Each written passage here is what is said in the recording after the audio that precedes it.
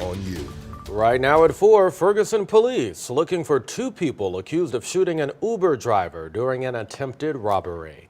Good afternoon, I'm Brent Solomon. And I'm Kay Quinn. Police say the driver was shot in the hand and then crashed into a home. That's when the suspects ran off. 5 on your side's Diamond Palmer spent the day in Ferguson. She joins us now in studio. What have you learned about the investigation, Diamond?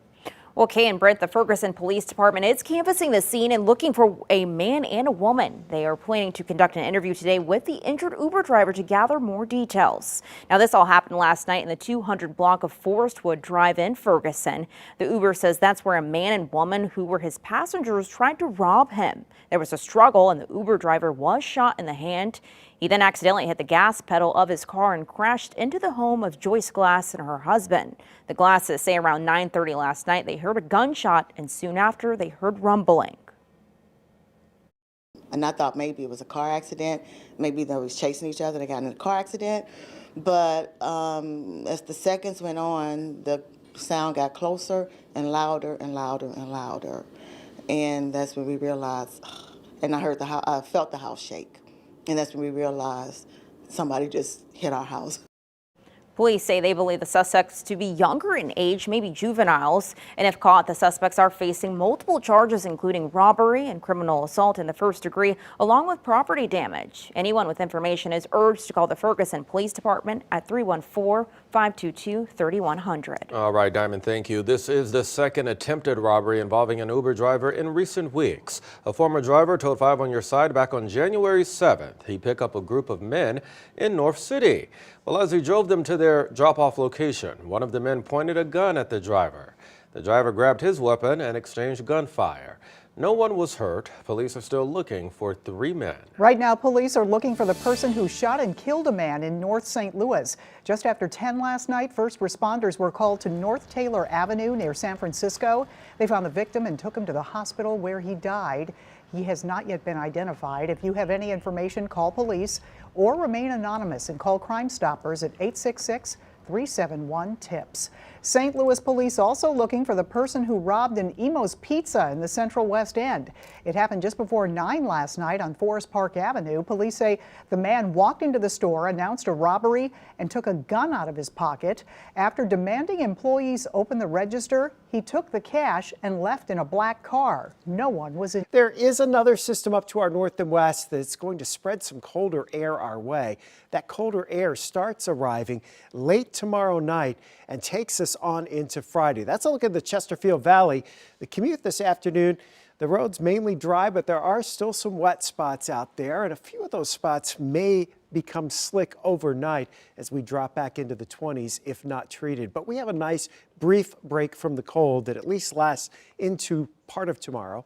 Light snow for Thursday night. It's not a major snowstorm, but it will probably cause some problems for some of us by Friday morning as the Arctic air will be in place early Friday, and you'll definitely notice the difference. We'll see you in just a few minutes, Kay.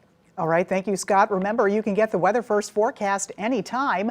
Just text the word weather to 314-425-5355 and we'll send a link straight to your phone. Well, happening tonight, the Clayton County School District is inviting you to a public forum. District officials will talk about its plan to buy the Caleres headquarters, which sits across the street from Clayton High School. Former Clayton mayors say the district should not move forward with the sale, saying it would cost the city more than $1 million in property taxes every year. The meeting is at 6 o'clock at Wydown Middle School. Right now in Jefferson City, Missouri lawmakers are holding hearings on several bills that impact the LGBTQ community. Among the bills being discussed, Senate Bill 1246, which would prohibit students from participating on an athletic team designated for the opposite biological sex. House Bill 1405 would ban school employees from using a preferred pronoun for a student without written consent from a parent. Schools would also not be able to require employees to use those pronouns if it's contrary to the employee's religious or moral convictions. A $500 million investment coming to the Wheelan North American facility in East Alton. The copper and alloy manufacturer will use the $500 million to modernize its facility. The investment will also help the company retain dozens of jobs and increase production. Governor J.B. Pritzker says it's one of the largest investments in the Metro East in several years. Veland, which is a global company, could have chosen to make this investment anywhere in the United States, let alone anywhere in the world.